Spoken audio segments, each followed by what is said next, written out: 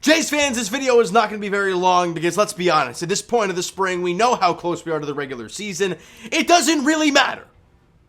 However, I'm going to very quickly go through the games and get the scores out to you guys and all that stuff.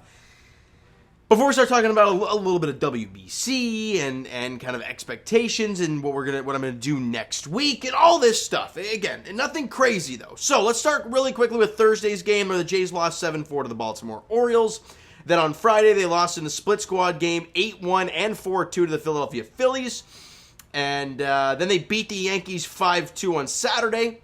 Then on Sunday, Blue Jays lost 1-0 to the Tampa Bay Rays. It's Tampa Bay Ray baseball in full action, getting a 1-0 loss. It really, and it was at the Trop too, so it makes even more sense. And then Monday was the off day. Or no, it wasn't, excuse me. 5-0 Jays W there against the Tigers on Monday. Tuesday, they had the off day. There we go. And then today, they beat the Orioles 2-1. And so with that being said, I'm going to let you guys know right now that there will be no more spring training videos on this channel. Next Wednesday, we will be doing a season preview. Because the spring training will be over. The Jays will be off on the Wednesday. And then they get everything going on Thursday against the Cardinals in St. Louis. So, no more spring training content except for this one, okay? I'm going to briefly talk about the WBC because I thought it was an outstanding finish. And it's one of those storybook finishes, right? You have Shohei Ohtani on the mound, Mike Trout at the plate, teammates in LA, even though the team is terrible. And Shohei strikes out Mike Trout on that filthy pitch to end the ball game. And Japan wins the WBC. Congrats to them. And just it was a storybook finish, right? It really, really was. And so with that being the case, you now turn your focus towards the Blue Jays. And there's a couple of glaring things from the WBC that affects the Jays. Number one, Otto Lopez. We all know if you've watched any of the WBC, you know that he had a really good WBC. Had that 3-run shot against Colombia. And just a really good, I don't want to call it a series, but really good tournament all around for Otto Lopez. So again, he's in that talk for the 26th man on the roster. Does the WBC, the performance there, help him towards getting that spot? We'll see. And the glaring one is Jose Barrios. We all saw the abysmal performance against the Venezuelan team. He went one inning and just did not look good. Now, if I listened to a ton of podcasts afterwards trying to get a sense of what the heck happened and if this is just what Jose Barrios is.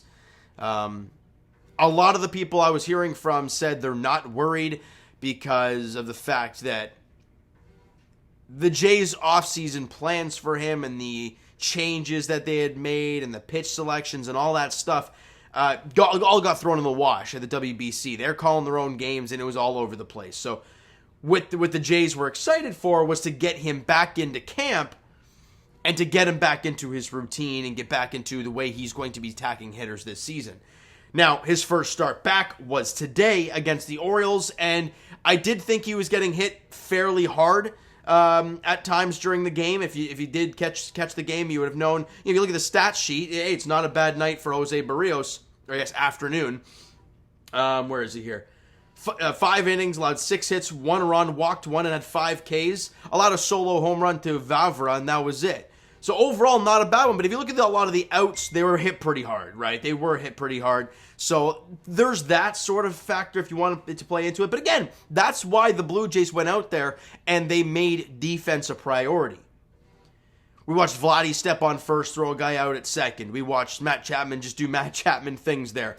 And those guys making those plays is crucial for a guy like Jose Barrios who needs defense behind him, especially the way he played last year and whatnot. But I thought, look, he wasn't playing. There was no Adley Rutschman, no Ryan Mountcastle, no Santander who hit the bomb against him in the WBC, right? So you're not going to see those, and Cedric Mullins as well.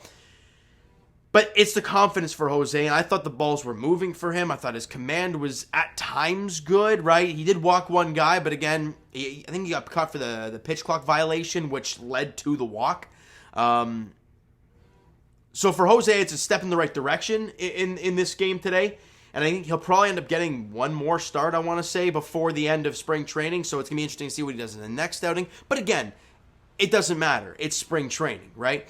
We got to see Dalton Varsho hit his first home run of the spring today. Bo Bichette continues to absolutely mash in the spring. Again, doesn't mean anything. But Dean Kramer is a guy who's going to be in that rotation for the Orioles. So to see Varsho and Bo hit bombs off him, pretty nice stuff. Pretty nice stuff there for him and the Blue Jays. Now, I want to give you guys a little heads up that my plan of attack, at least on Blue Jays center, is to have Sportsnet's very own JD Bunkus on Wednesday as well. Kind of do like a season preview for the Blue Jays and whatnot, and that's going to be a lot of fun. Hopefully get a chance to talk to him then. But in the end, Jays fans, I'm going to wrap it up there. There's really not much else to discuss when it comes to spring training. Sure, we can talk about, well, this guy looks okay, this guy looks all right. Look, it doesn't really matter. It really doesn't. So we broke down the Jose Barrios stuff. We talked about the WBC. Dalton Varsho went deep. We talked about Otto Lopez and the 26th man. We could sit here and talk about the bullpen and what they're going to do with a guy like Nate Pearson and how's that going to work and all this crazy stuff. But actually, Chris Bassett, the one thing I want to bring up, his last outing was very good. So he's kind of had an iffy spring training, but his last one was dominant over 5 innings. And again, it's spring training, right? So you don't expect the bad starts to be a thing come regular season. But it's going to be a lot of fun. All right, so you know what, guys? That is going to do it for this one. I know it's a quick video, and I said it was going to be a quick one, but it's because the regular season's on its way. It is just over a week away where real baseball gets going. As the Jays are in St. Louis taking on the Cardinals, they obviously start with 3 straight road series to start the year. I'm assuming because of the renovations and they wanted to extend the opportunity if they had anything else to do and whatnot. And they might. I don't even know how it's going there. But either way, tough start to the season. You have them. I think you have Kansas City, and then you have the Angels, right? And I don't care. The Angels are always bad come season's end. We saw they started last year. They started the season well. Who knows what to expect in the beginning of the season? It's going to be tough, though, all right? But I will talk. So hit the like button, hit the subscribe button, comment down below. Guys, go crazy. The Twitter and Instagram links are down below. The Discord, and TikTok links are down in the description, so follow up there if you guys have not done so already. And I will talk to you guys Leafs edition. Is it Thursday? Tomorrow?